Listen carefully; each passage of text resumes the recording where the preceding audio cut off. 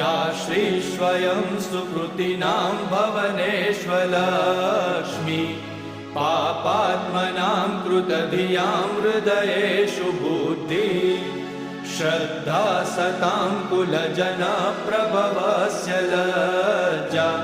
तां त्वां नताः स्म परिपालय देवि विश्वम् किं वर्णयाम तव रूपमचिन्त्यमेतत्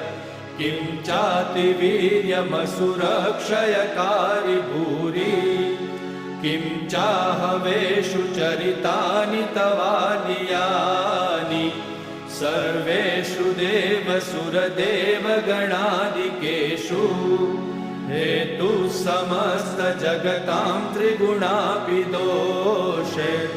न ज्ञायसे हरिहरादिभिरप्यपारा